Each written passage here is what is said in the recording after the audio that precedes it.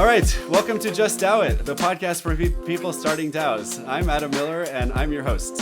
I'm the CEO of MyDAO, which provides legal entity solutions for DAOs, and excited to be here with you today. This is our second episode of the week. Earlier this week, I spoke with Ben about the news of the week about DAOs, digging into those articles, trying to figure out what we agree and disagree with. So please go listen to that episode too.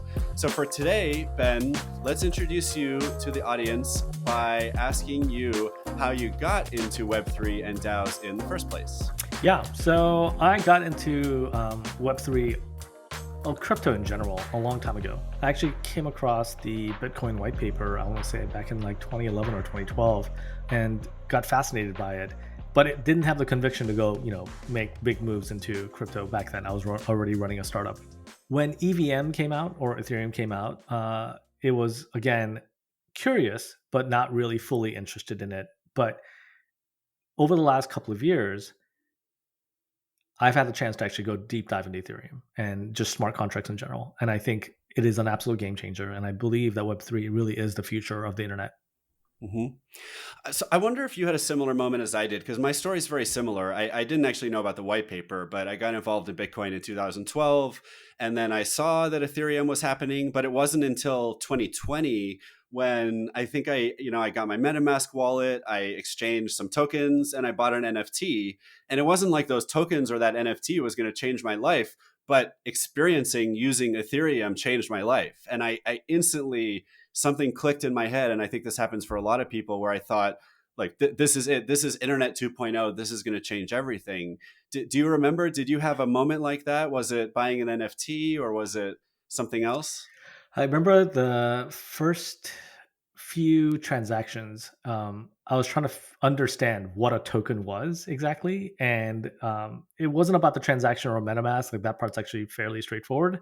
It was trying to figure out all of the different lingo, the acronyms, the names for the tokens and the different platforms. And then to realize that, like, in the years since I first bought Ethereum, that there are a bunch of other, virtual machine smart contract chains out there, and the ecosystem had just blown up.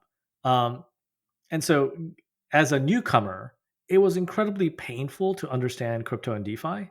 But I remember actually using Uniswap and actually figuring out how it worked for the first time, and that was like a light bulb moment. Mm-hmm. Right. Yeah. The thing that prevented me from getting it for a long time was the differentiation between Ethereum and wrapped Ether.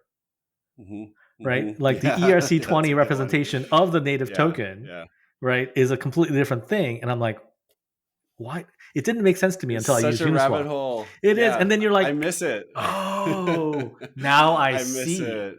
And that's one reason I started this podcast. Is podcasts were such a big part of my learning journey, because I had to hear about the thing I had never heard of yet, so I could then go look it up and spend hours trying to figure out what it is. And then if I figure that out, maybe a day trying to figure out how it works, and then a day trying to figure out how to use it. And that's a great example, right? First of all, if anyone doesn't know what Uniswap is, go check out Uniswap.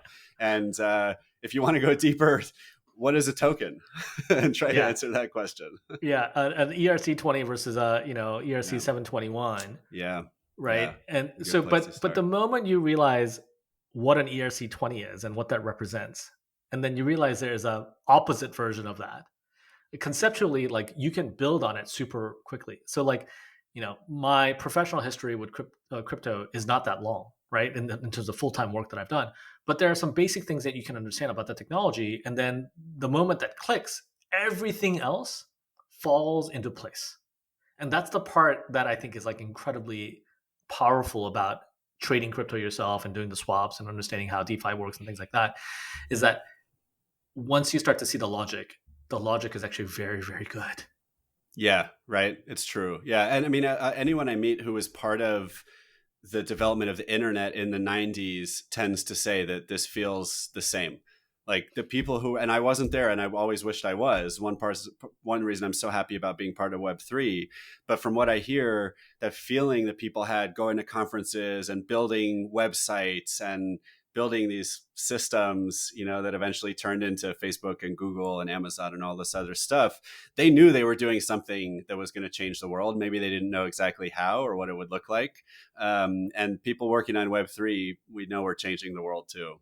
I have a lot of friends who I've accumulated through my years in Web 2, right? And so we've built platforms together. We've been in, sometimes opposite sides of the table, competing against each other, but we've been around the block. And we are kind of salty, crusty, old guys at this point. We call them veterans of entrepreneurship. Yeah, Uh, veterans. but we've been hanging out in a Discord playing games together, and Mhm. and the concept of a DAO came up because we wanted to buy the NFTs. This is Crisis DAO, and every single one of us got red pilled. Mm-hmm. It's like watching an infectious disease take over a community. Yeah, right. Right. Yeah. Actually, that's Yeah. actually overstating it. There's a bunch of us who are just playing games and like they still think it's like they're very skeptical about it. But Okay. every single one of us who actually took a deep dive into Yeah. Ethereum and crypto came out on the Yeah. other side going, "Well, Yeah. I guess I'm not working on anything else." Yeah. Like it was Ever. such a binary. Like you Yeah. put somebody through a machine Yeah. and it like brainwashed them. Yeah. It's And I've right. Like never for seen me, it anything was like that. for me, it was like, I have to be a part of this. Like, Yes. I didn't know how at the time, but I knew I had to be a part of it. And So that's the way interesting. my experienced entrepreneur friends feel. Who we've built companies in Web 2, and we understand the shortcomings of a Web 2 model, right? We've Yeah. all like went through the idealistic phase of Web 2 and came out on the other side like much more realistic. Yeah, yeah. It's interesting too. I mean, we're kind of patting our own industry on the back here, but it's interesting to note that I think most people who do the research and experiment with crypto end up being believers. There are some exceptions. Bankless just had on their podcast a guy who was kind of speaking for fiat. And this is someone who has gone deep into crypto, does understand it, and is a fan in some ways, but does also have some important criticisms. But they had him on because he's like the one in a million that gets into this stuff and doesn't get completely obsessed and I guess single minded about it. Yeah, I mean, if you're going to build a business today, right? There's plenty of opportunities to do so. If you want to build a product or build a community, there's plenty of ways to do it. But why not do it? I think the consensus became clearly this is how we're going to work in the future. And if this is Mm. the future, we should start today. Yeah, exactly. So tell us a little bit more about the projects you're working on now. I don't know if you want to focus on origami or talk Yeah, about your DAOs as well, but yeah, please absolutely. tell us more. Yeah. So at Origami, we've been helping the most ambitious networks in the world build DAOs. And this is the same kind of thread, which is once the people in the network realize that governance on chain, transparency, being able to use tokens to actually incentivize people and membership, and to coordinate consensus, like when they see all of those benefits of crypto, they want to actually build a scalable organization because the vast majority of DAOs today are really investment clubs because they're directly investing off of their accounts.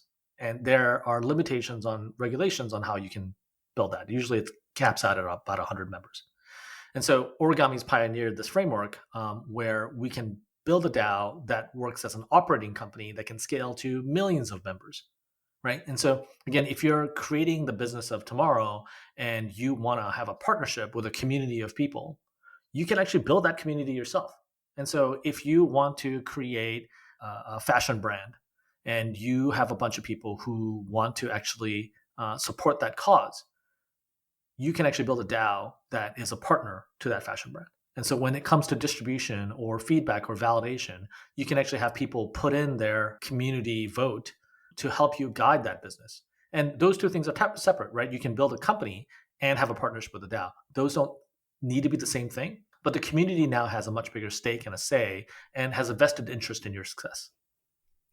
Yeah, it's in that type of use case. I like to say, you could either be you could either be on the mailing list of your favorite brand and get their newsletter, or you can be part of the DAO for that brand and get to help make decisions. And I just think, I mean, so much of consumer brands and just business is about engaging with your customer. Which is more engaging, just sending them information or having them help make decisions on something important to them. So let's think of a mental exercise here, right? Which is if I'm creating the airline mileage program in the future, I would do it as a DAO and tokenize the issuance of the mileage program itself. Now, airlines are not going to do that. Airline mileage is like the golden goose, the goose that laid the golden egg for airlines. It's actually where most of their profits come from, and so they're not going to want to turn that control over to others. But if I wanted to create a fair and transparent way of rewarding my customers, DAOs are the best way to do it. Otherwise, you have centralized control over how that program works, right? And they Yeah. can So change the terms on you at any time, as we have experienced. yeah, yeah. So the next airline that wants to think about a competitive advantage may want to think about transferable digital rewards rather than the traditional, quote unquote miles that you lose if you don't use them for 3 years and you can't transfer them, etc. And that might not be better for the airline, but if everybody who wants to fly likes it better, in the long run, that's the only airline that's going to succeed against the others. And so I guess in the long run, it is better for them. Somebody's going to figure that out, right? Someone's going to do it. Some airline exec is going to look at the crypto at a more mature state, probably in the business, and say, hey, instead of using our mileage program, if we could give tokenized rewards to our frequent flyers, we may be able to take the business class, like the frequent flyer cohort, and actually move them off of the big major airlines of today. Yeah. Right? And you can apply this to like almost any kind of loyalty program, not just airlines. Do you want to talk about any of your other projects in addition to Origami? Yeah, absolutely. So, one of the things that we've done is created a scalable venture investing support community. And so one of our first customers is a DAO called VC3 DAO, and they are a venture DAO, and they generate deal flow. In other words, new opportunities for them to invest in from the community because they started out with the community in mind. And so that's an example of somebody who's actually taken the community model first and said, let's go backwards. Like, let's go do this with the community first and then build a venture vehicle. And so that's at this point, a proven successful model of getting community buy-in. Okay, cool. And you're also part of, or one of the founders of Orange DAO, right? Yep. So Orange DAO was my second project DAO. And that's where I had the chance to evolve the charter framework that we used at Crisis DAO to create a much more robust model.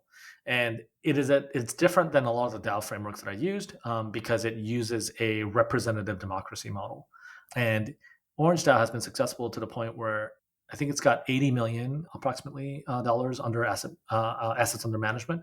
And so it's been a pretty amazing success story. And it's a community now of 1,300 experienced founders, most of us backed by YC.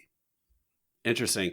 And it sounds like they delegate their governance rights. Is that what you mean by representative democracy, or what? Yeah, there's a couple ways to do it. So the Origami framework for DAOs explicitly allows delegation, right? These are kind of like the basic things that you want to do when you actually create a DAO to say, these are the rules of the game.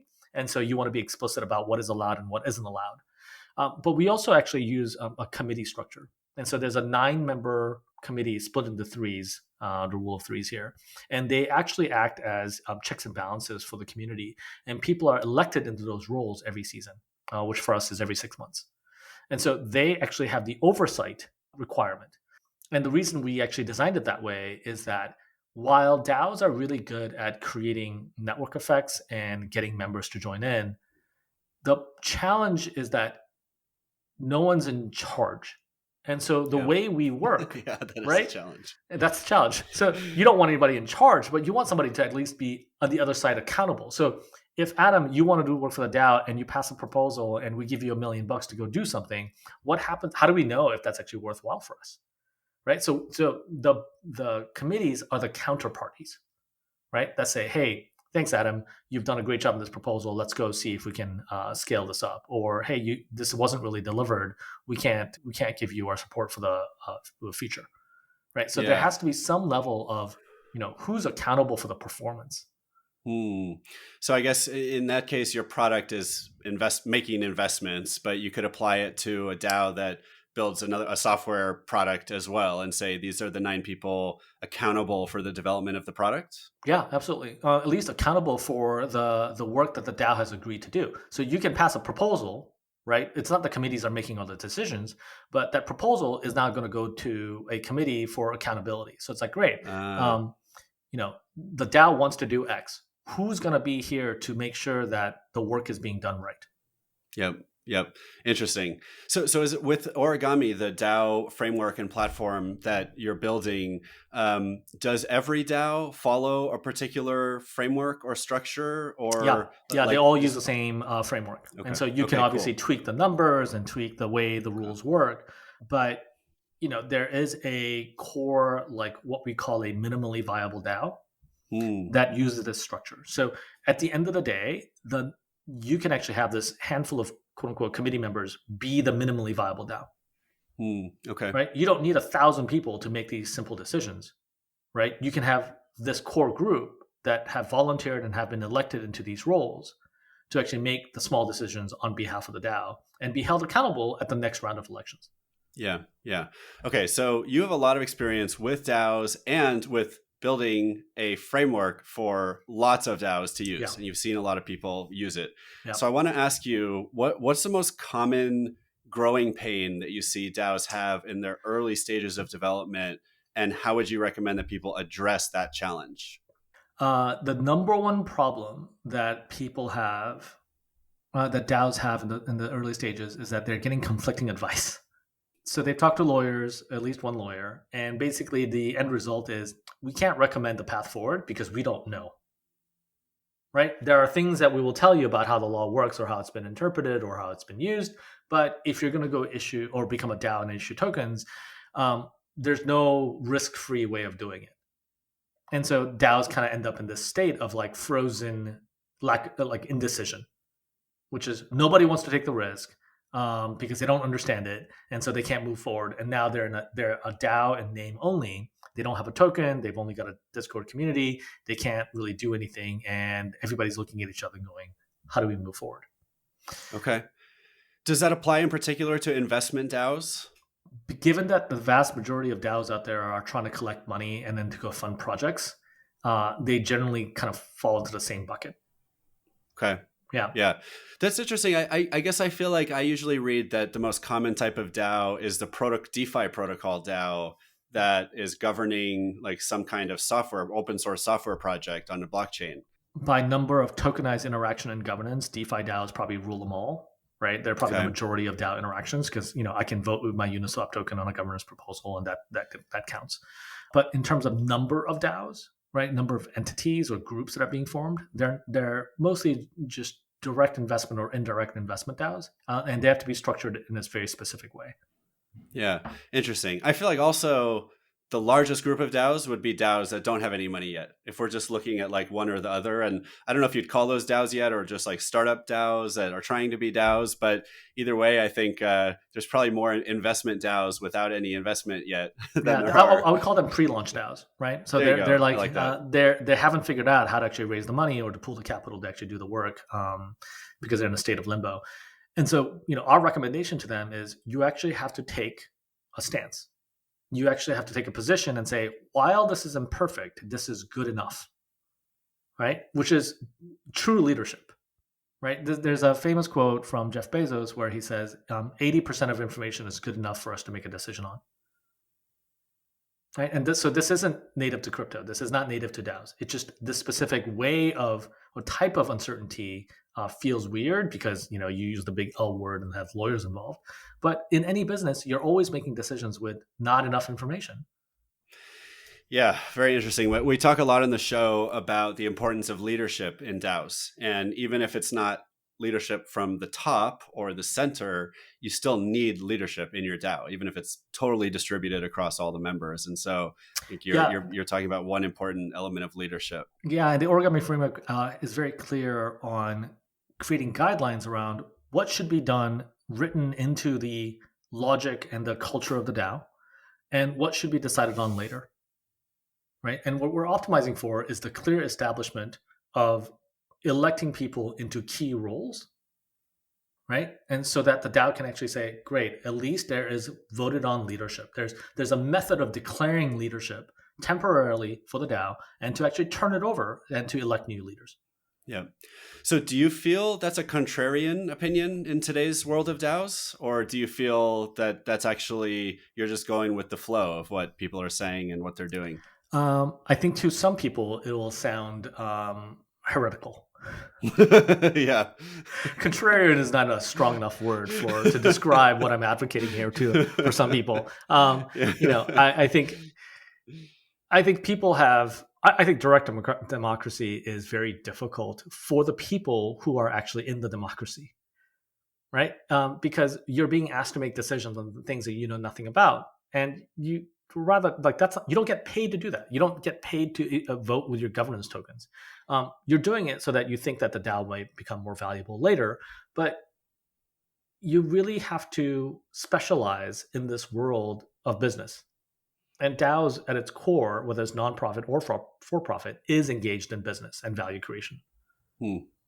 Yeah, interesting. I think you may be right. And often, when I talk to people about what's wrong with DAOs today or what do DAOs need to do differently, I mean, one of the ideas that does come up that I'm supportive of is try running a DAO a bit more like a traditional company. Just leave the ultimate decision-making power to the entire community, because then the people who are in control to some degree have accountability, right? You can unelect them anytime. You can take away their budget. You can make them even make them have their budget approved every week if you want to, but still, have someone there who's executing and leading and driving and managing. And I do also think that what will emerge out of this mush that we're building with DAOs is something in between that we haven't even really thought of yet. But in the meantime, yeah, I mean, I a lot of people on my show would disagree with me on this, but I think you're onto something, and it'll be really interesting to see what kind of success people have with the model that you're building. Yeah, and I see the almost blind pursuit of direct democracy as a potential attack vector. Because Mm, if you increase apathy in a DAO to a point where people don't vote, you'll end up in a situation where you have to reduce quorum and you're effectively re-centralizing the organization. And so there's this happy medium between I can delegate my votes to people I trust, I can elect the right people to run the DAO for this period of time. And there are responsibilities that are the right of the token holder to actually make decisions on. And yep. that should be clear, and it should be at a cadence. It should be scheduled so that I know when I'm required to participate as a token holder. Yeah. And it kind of stands to reason that the reaction people are having to the world we come from, TradFi, Web2, et cetera, is to go to direct democracy. But maybe we're overshooting a bit in that direction. Yeah, I think people are going to end up with some new form of participatory governance Yep. that isn't Mhm. direct nor the same type of kind of ossified representation that we see today.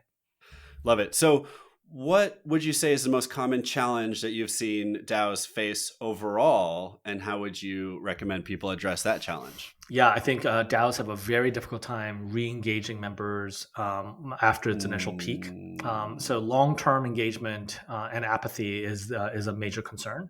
And it's not mm, apathy because people don't generally care. It's that the overhead and the cost of updating yourself in a DAO and keeping up with the DAO is actually really, really hard, right? mhm, Because the first thing I do when mm. I join a new server on Discord is to turn off all notifications, Yeah.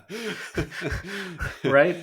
And so, how do you re-engage someone who's turned off all notifications, Yeah, right? good And point. so, Origami is actually building a software platform Mm, because we provide guidance, we provide documentation, and we provide the software to vertically integrate this new DAO framework that we're building.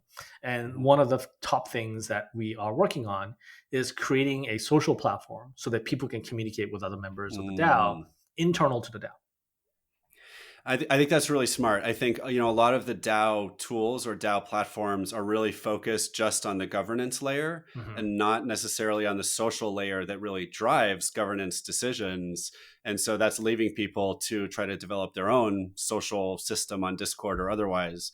Um, so is that so? Does your platform replace Discord? Does it replace web forums, No, or what is it? we Yeah. we are communication platform agnostic. In other words, if you want to run your DAO because it's, people are used to WhatsApp, we want to support the fact that you live in WhatsApp.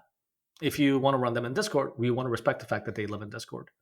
But there has to be a place where you can go to that can easily access the contents of the DAO or what's going on, so you can actually update yourself and see, like at a dashboard level, what is the DAO doing? What is the DAO asking me to do? And what are the opportunities for me to provide something in return for tokens? Right. Cool. And so Okay. if you want to build that, it is probably not Discord. It is probably not WhatsApp. Interesting. Yeah. This actually kind of raises up a different point, which is you said that a lot of DAO tooling focuses on governance. And it's fascinating because if you look at a DAO's votes on Snapshot, for example, and if a DAO has a bunch of proposals and they're all basically passing by unanimous decision, is that a good thing or is it a bad thing? Good question. Right. This is a question that's come up several times, which is like, is my DAO healthy? Yeah. And what's funny is that the actual governance is not the proof in the pudding. The votes themselves at the end is not an indicator of healthy or unhealthy governance. It's what happens in the community prior to the votes and around it. Yeah. And everything else that's happening. This, yes. Whatever the governance is about. Yes, exactly. Did people have a discussion? Was the proposal written in a way where it was, opinion neutral? Did people have enough time? Did they follow the right process? Was it a fair process? Right? Are they onboarded properly? All that stuff matters 10 times more than what the actual votes were. Right? Because the voting is, we know it's trustworthy. Right? I can't sign with your message, and so therefore I know that the Snapshot votes, to the degree that it's still centralized, is trustworthy. What's interesting to note that the people who do governance in traditional corporations, the board, usually meets like either once a month or once a quarter, right? Except in very special situations. And they're the ones doing governance in that traditional corporation. So, do we really need to have proposals and votes happening all the time? Or could we have a governance system that doesn't require as much frequency? Corporate governance, they do have a proposal system for like traditional corporate governance, but generally it is to elect the board members. Yeah. Right. Yeah. So shareholder representation comes at the board of the corporate level and you elect people to it. But that kind of generally stops there. Yeah. With DAOs, governance goes far beyond that. Yep. So we're going to do a lightning round then. Okay. I would love for you to share if you have any favorite tools for DAOs other than origami, or you could talk about your favorite parts of origami, and then also any favorite DAOs that you think people should check out if they're just getting into DAOs. Yeah, I mean, I serve on the treasury committee of Orange DAO. And so our job is to move tokens from point A to point B, right? And to help with the budget. This is not a formal tool, but this is something we've used at Orange, is a seasonal budget process. So having a spreadsheet with a bunch of programs that have been greenlit by proposals and to say, for season 2, how are we going to fund this? And the budget's detailed to a point where you can't pass anything but on a line-by-line basis. You have to, again, trust your elected representatives here to propose something that feels in line with the way the DAO actually is going to operate. Now, the opposite or some complementary version of that would be like quadratic funding, where you can set a bunch of priorities and their proportional allocation of funding is based on the votes of the DAO members. And that's kind of interesting way of actually setting the priorities of a group without involving just a centralized group of people. Interesting. So I've never had someone suggest as their favorite tool, basically Excel, or a spreadsheet, the original computer tool. Don't ignore that. I mean, the world runs on spreadsheets and numbers and data and things like that. And while I think DAOs can use more tooling and they're coming, at the end of the day, if you want to communicate an idea or a budget that's complex, the existing tools actually work really well. Creating a template for that is going to be helpful for your DAO. And the concept you brought up of seasons, which if anyone isn't familiar, Bankless does this too. A lot of DAOs do it, whether it's every month, quarter, year, whatever, to have a regularly recurring period of time at the beginning of which you do, or before which you do planning, at the end of which you do retro. You have a budget for it. You have approved things that you're going to work on. And it does seem like that cycle helps humans work on DAOs. Yeah, Orange DAO just started its season 3. because we started with season 0. It's actually technically season 2, but it's our 3rd season. And so core contributors and people who have contributed over the last season are being invited to an offsite, and we're flying everybody into the same place. And so we can actually have a summit on what the DAO should do and what we should be working on for season 2. Wow, and that's going to inform the budget that we actually pass and put together. Yep. Right. Yep. And cool. So that's a very high-end problem, right? Because we have the funding and the scale to do that. But that's exception, not the rule. Awesome. Well, we are pretty much out of time. So I just want to say thank you again, Ben, and let everyone know where can they find you and your projects on the web and on social. Yeah. So if you're interested in creating a DAO, or if you want to take a network of people and form a DAO, you can find us at joinorigami, origami.com. And I can be found on Twitter at Ben Huh, at BenHuh. Awesome. And you can find me on Twitter at 0xthriller. My DAO is at MyDAODS. That's MIDAODS, or mydao.org. Again, Ben, it's been awesome having you on the show. It's really good to see you. Thank you so much. Thank you, Adam. And for the audience, are you thinking about starting a DAO? Just DAO it.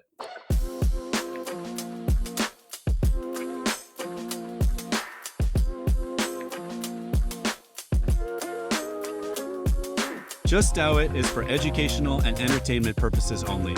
Just DAO It does not contain any legal or financial advice. My DAO also does not provide legal or financial advice, and nor does your host, yours truly.